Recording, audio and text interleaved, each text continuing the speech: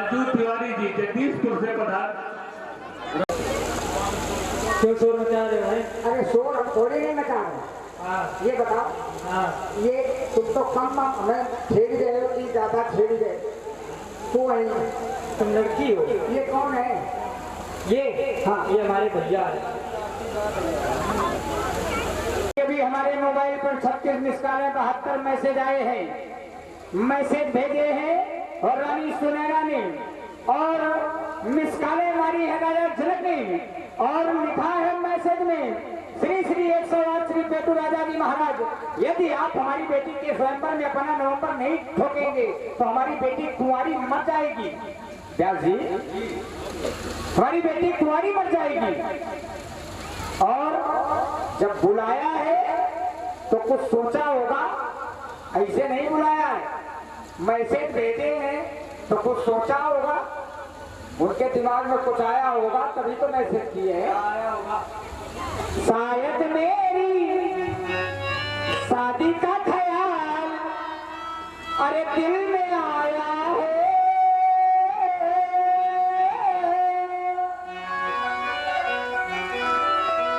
इसीलिए राजा ने हमें तुरंत बुलाया है। शादी का ख्याल दिल में आया है,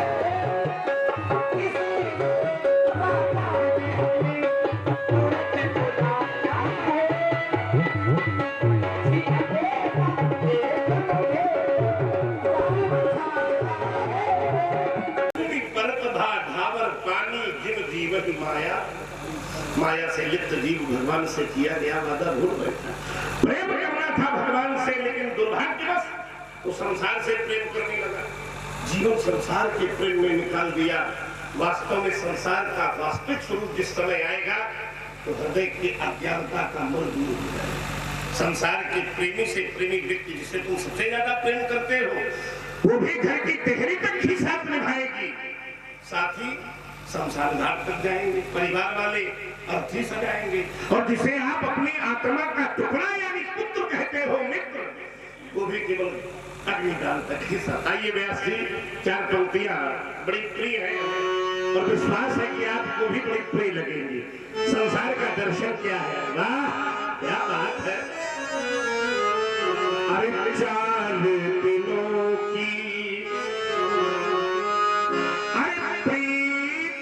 जगत में 4 दिनों के नाते हैं और पलकों के पर्दे पड़ते ही, पलकों के पर्दे पड़ते ही सब नाते मिट जाते हैं।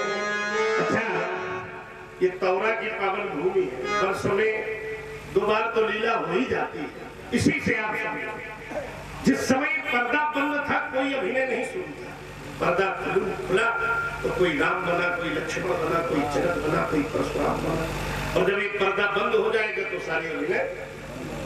उसी प्रकार ये संसार एक रंगमंच है, और इस शरीर रूपी अभिनय क्षेत्र में जब ये नेत्र का पर्दा खुलता है तो ये जीव कभी पुत्र का अभिनय करता है, बड़ा हुआ भाई बन गया, और बड़ा हुआ पति बन गया, पिता बन गया। और जिस दिन ये नेत्र का पर्दा बंद होगा तो रात भर तुम्हें घर में रखने वाला कोई तैयार नहीं होगा। तभी तो कहा गया कि जल समरत, अरे जल समरत बहाया जिस पर एक अवसर आता है तो जल में वही बहाते हैं, और चिंता की ज्वाला में जलते वही चिता जलाते हैं। पलकों के पर्दे पड़ते ही सब नाते मिट। और आपको आशीर्वाद है, भगवान आपको समस्त उच्चतम शिखरों पर, उच्चतम पदों पर बैठावे, लेकिन अपना स्मरण कभी न भुलावे। तुम शिवानाथ को तुम शिवानाथ को कभी भूल जाना नहीं, और लो तुम किसी से लगाना नहीं। तुम करो साधु सेवा। जीवन में साधु मिले, साधु की भी पहचान भागवत के 33 स्कंद में माता देवहूति भगवान को बता रहे हैं। ऐसे नहीं, दुर्भाग्य है कि वर्तमान में साधु भी हम वैभव देखकर पता लगाते हैं। और आज इस धर्मवंत से कहना चाहता हूं, जो वैभववान होगा वो कभी साधु नहीं हो सकता है। तुम करो साधु सेवा, फिर करो शिव का सुमिरन, ध्यान चरणों से उनके हटाना नहीं। तुम जाइए, भगवान आपको समस्त ऐश्वर्यों से आवांछित करें, प्राप्त करावे शुभाशीष करें। प्रभु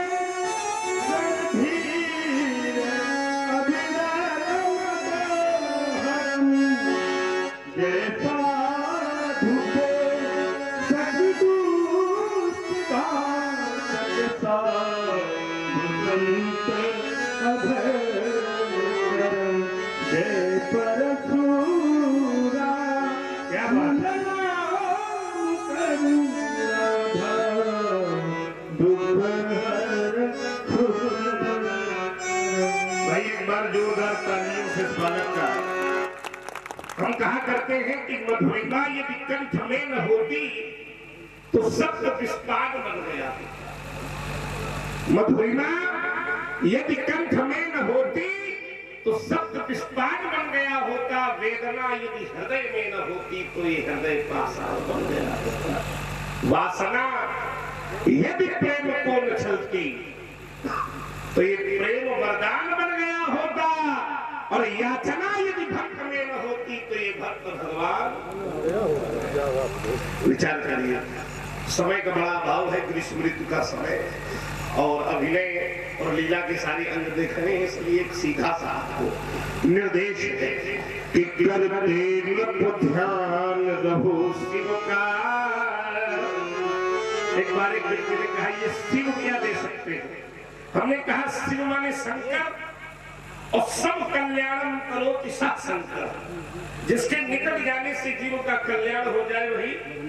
तो ऐसे कल्याण स्वरूप भगवान शंकर की वंदना, अर्चना, पूजा एक उसको मैं बता रहा हूं। जहां शब्दों को अलंकार की मर्यादा में बांधना पड़ जाए तो वहां अनिश्चितता का खेल हो जाता है। उपमेय और उपमान के सदस्य जीव को देखिए, पढ़े लिखे लोग बैठे, और जब निश्चयात्मक दृष्टि होगी तो न वहां उपमेय होगा न वहां उपमान होगा।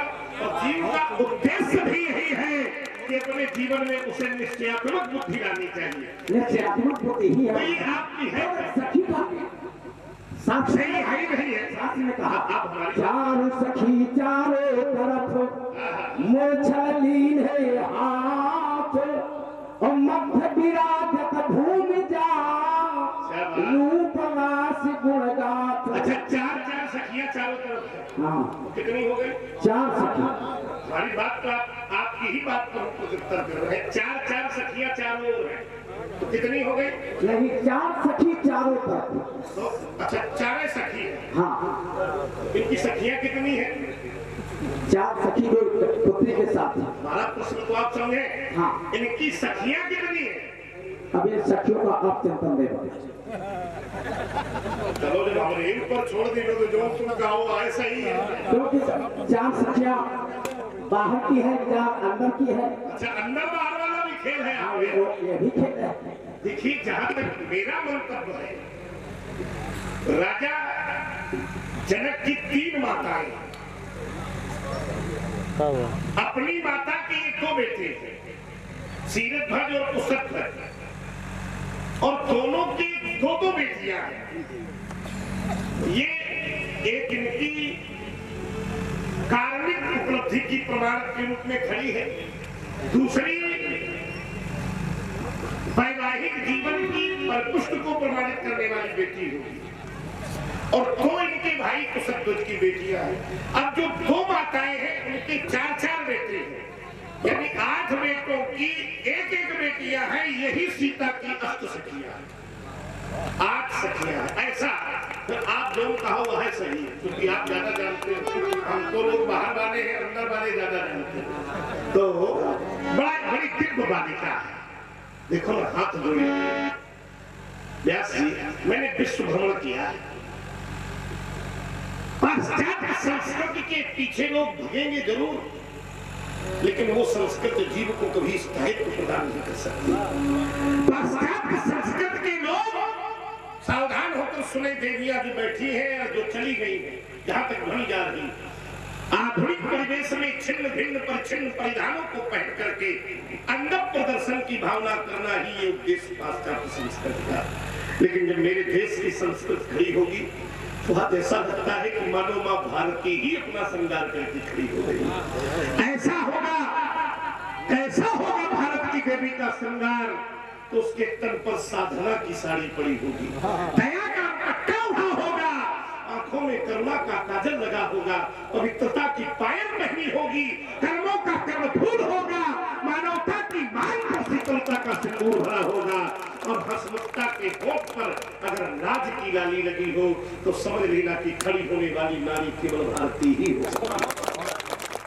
तभी तो हम कहने के लिए बाध्य होते हैं कि देवियां देश की। देखिए रामलीला का उद्देश्य केवल मनोरंजन नहीं है, ये थोड़ी देर हंस लिया जाए, यहां से चले जाए। रामलीला में अभिनय करने वाले अभिनेताओं का भी धर्म है। वास्तव में ये धर्म का इससे अच्छा विद्यालय कोई नहीं हो सकता। अभिनय करने वाला हर पात्र धर्म का शिक्षक है, और आप सभी शिक्षक के सामने बैठे विद्यार्थी। तो ऐसी विषय वस्तु परोसो कि जिससे समाज में बदलने में कुछ न कुछ तो सहयोग हम लोग कर ही सकते। यही उद्देश्य होना चाहिए लीला करवाने वालों का, लीला करने वालों का, और लीला देखने वालों का। और यहाँ के से हम लोग तो चर्चा करते हैं इस यहाँ की भूमि की, कि अगर लीला सुनने का क्रम देखना है तो चलो उधर। इसलिए देवियां देश की जाग जाए अगर, तो मैंने जाना है कि युग स्वयं ही बदलता चला जाएगा। और वास्तव में ईमानदारी है, ये कुछ माताएं बैठी हैं, याद करिए आप, पत्नियां सादगी, ये वो पावन भूमि है मित्रों। जब इस देश की धरती में किसी भी पत्नी ने सादगी को साधा है तो अनुसुईया के रूप में प्रकट हुई, और चट्टानों पर माता गंगा को उसने प्रकट कर दिया।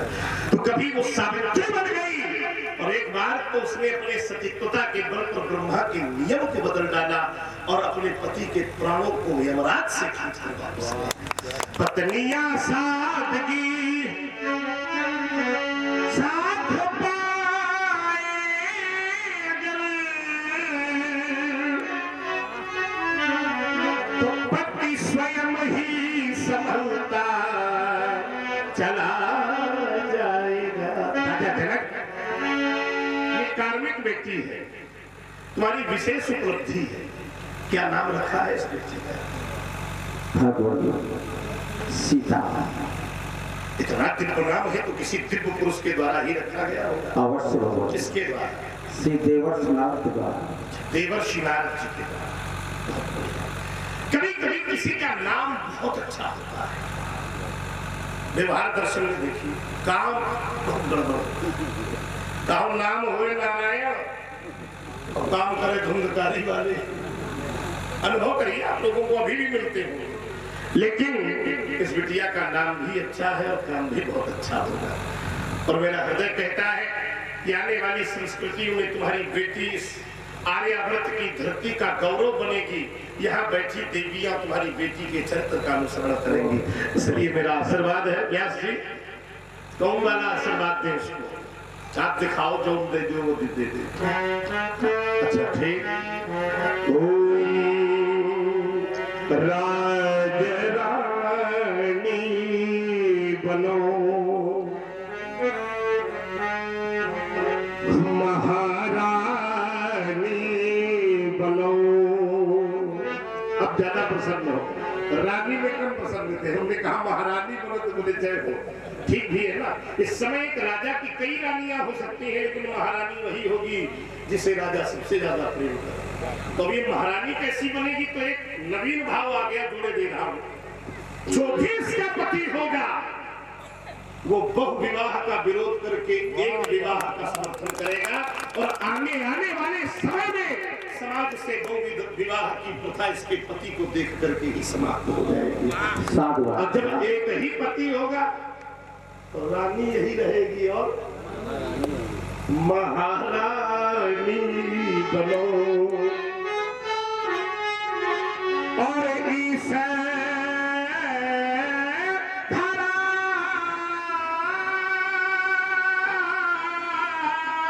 की अरे सुबह की सुबह कहानी बनो। राजा रानी बनो, महारानी बनो। क्यों? अरे क्योंकि तुम धरा मूर्ति हो और विश्व की पूर्ति हो। तुम धरा मूर्ति हो, विश्व की पूर्ति हो।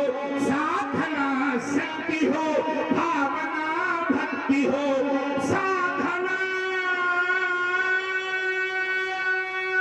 शक्ति हो और भावना भक्ति हो।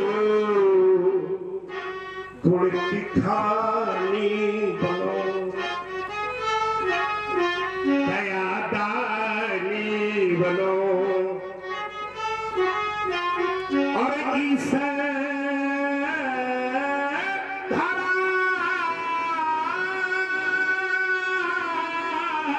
की अरे सुबह सुबह कहानी बनो। राजा शुभमस्तु, कल्याणमस्तु। ले जाओ बालिका को। लग नहीं है, बोल लीजिए आप जब तक मुलाकात कर।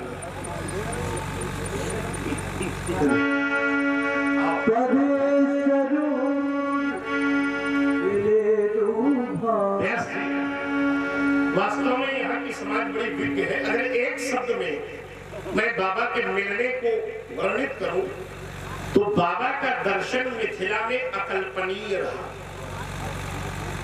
तो हम कहीं जाए तो पूर्व में निश्चित होता है वहां जाएंगे तो अमुक व्यक्ति हमें मिलेगा।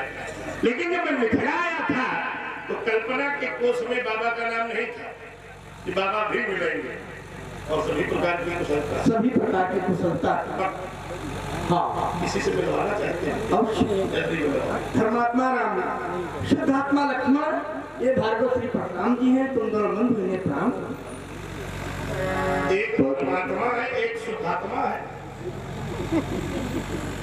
इसका थोड़ी इसकी व्याख्या करो देना। चलो ये धर्मात्मा तो समझ में आ गया। अच्छा ये शुद्धात्मा, शुद्धात्मा तो आत्मा भी अपवित्र होती है क्या? करें नहीं ऐसा। तो फिर ये शुद्ध शब्द आत्मा के साथ जुड़ेगा क्या? ये धर्मनिष्ठ है, वो तपोनिष्ठ है। तो तपोनिष्ठ कहते शुद्ध आत्मा का क्या भाव हो सकता है आपकी दृष्टि? जो आप चूंकि नहीं, हम तो नाती तुम्हारे हैं जो स्वीकारवा दे आओ जो आप चूंकि आत्मा कभी पवित्र नहीं हो सकती। नैनम छिद्यन्ति शस्त्राणि नैनम दहति पावका न चैनम। जो दो शब्द हैं सावयव और निर्वयव। संसार सावयव है जिसे हम छू सकते हैं, देख सकते हैं, उपयोग में ला सकते हैं, लेकिन जो आत्मा है ये निर्वयव है। होती तो है लेकिन ये सापेक्ष स्थिति में स्थिति नहीं, तो फिर ये अशुद्ध कैसे हो सकती? अगर अशुद्ध होगी नहीं तो शुद्ध का प्रयोग होगा नहीं। लेकिन आपने किसी मंतव्य से कहा होगा, आपकी बात उठाते नहीं, ललिता बहन नीक है, कहाँ से मान लाई? अयोध्या के रहने वाले हैं, मान गए। अयोध्या के पीछे हाथ पांव धोए पड़ेगा। मैं मांगे का दूसरा स्थान नहीं मिलता। एक बार और मांगा था इनको, आप लोगों को याद है कि नहीं? बेचारी का राज्य लड़का बच्चा बिचवा दी, नहीं मरघट तक मतलब।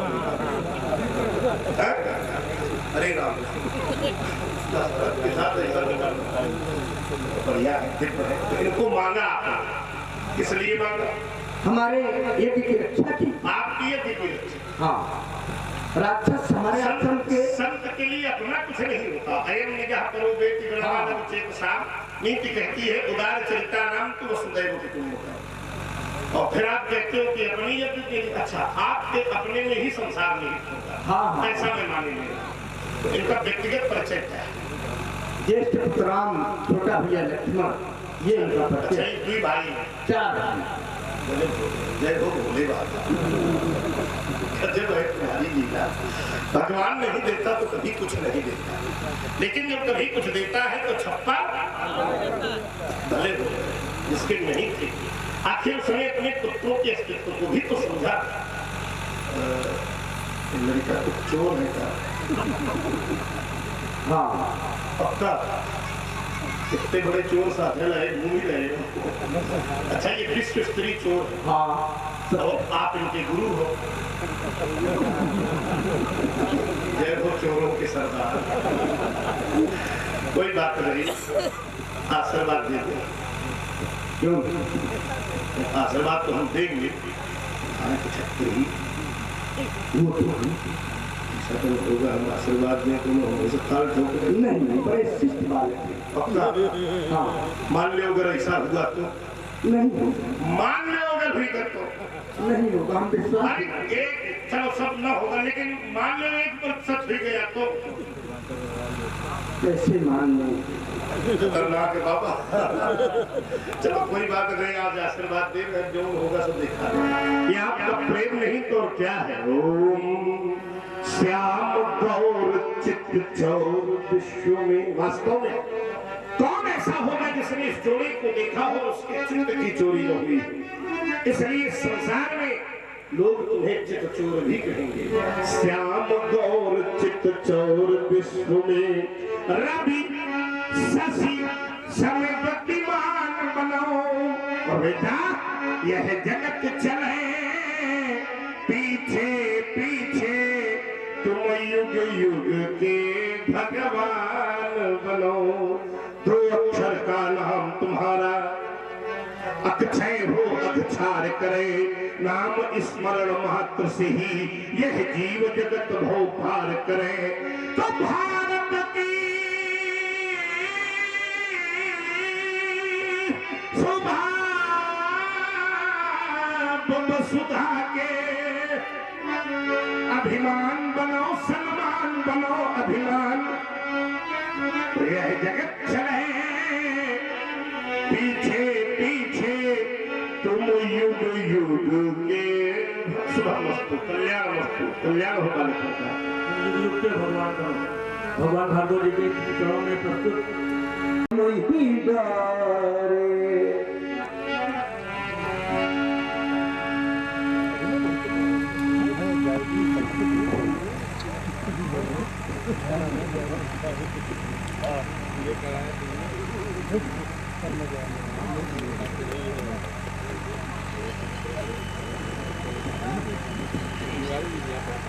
श्रद्धा का इतना बड़ा ह्रास,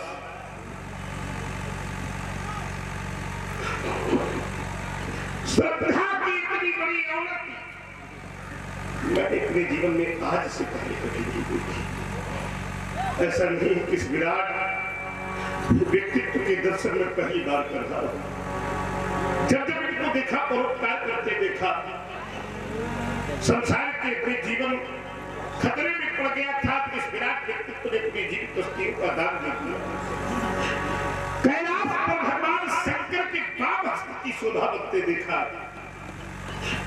माता गौरा की गोद पर वात्सल्य पाते देखा, माता गौरा के हाथों से श्रृंगारित गजानन और खड़ानन के खिलौने के रूप में देखा। ऐसा नहीं कि इस धरती में मैं इसे पहली बार देख रहा हूं। राजा जनक की सभा में मैंने इसे मंडप पर स्थापित होकर पूजित, पुष्पित और आच्छादित देखा, लेकिन आज इसे चाप और खंड महिला। अरे ईमानदारी से उत्तर करना, संसार में भी एक नियम है। जीवन भर पाप करने वाला व्यक्ति भी जब अपने प्राणों का उत्सर्ग करता है तो ये सांसारिक लोग मिलकर उसको अंतिम समय में सम्मान से विदाई देते हैं। जिसे लोग पापी कहते हैं, वो भी जब अपने प्राणों का उत्सर्ग कर देता है तो चार लोग कंधे पर लाद कर उसे शमशान घाट तक ले जाते हैं। लेकिन ज्ञानियों की सभा में किसी को भी भाग नहीं हुआ कि जिस विराट व्यक्तित्व ने संसार को बचाने के लिए अपनी जीवित अस्थियों का दान दिया था, कम से कम अंतिम समय ही उसे सम्मान मिल जाता। छह नदियां है तेरी रात, किसी भी नदी को विसर्जित करवा दिया होता। अरे स्वार्थ बस तेरे पास समय नहीं था तो कम से कम उठाकर उस स्थान पर रख दिया गया होता जहां तेरे पूर्वज इसको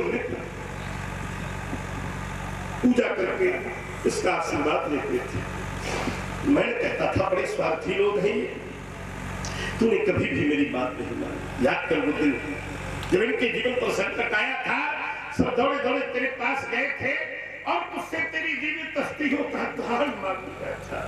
भिखारी बन गए थे और इन स्वार्थी लोगों को बचाने के लिए तूने अपनी जीवित अस्थियों का दान दे दिया था। देख देख देख, वही स्वार्थी लोग हैं जो आज तेरे न रहने पर सहदारियां बजा रहे हैं। भोलेनाथ चला गया तेरा भाई, और आप भी बैठे बैठे कैलाश पर सब कुछ देखते रहे। चला गया त्रिभुवन का रक्षक, सबसे प्यारा बंधु हमारा, और इतने पर भी है शिव शंकर हिला नहीं, हिला नहीं कैलाश तुम्हारा। अरे जाऊंगा जब कभी कैलाश। और मेरी अम्मा मैया पार्वती ने मुझसे पूछा कि राम कहाँ है जो, कैसा है जो, तो उस समय मैया से क्या कह दूंगा? बोलो क्या कह दूंगा कि मैया तेरा जो भी संसार पर नहीं तो क्या उत्तर दूंगा मैया को? बोलो कि नष्ट हो गई तेरी भाती, तुम तो चले गए प्रिय जगो, और जल रही मेरी छाती। नहीं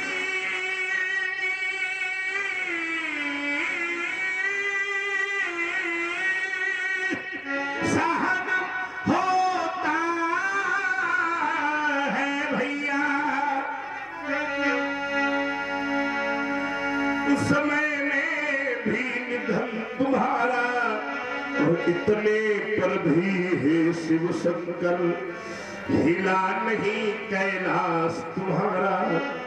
नहीं किसी ने जल समाधि दी, नहीं किसी ने दिया कुशासन, नहीं किसी ने चिता बनाई, नहीं किसी ने थल समाधि दी। अरे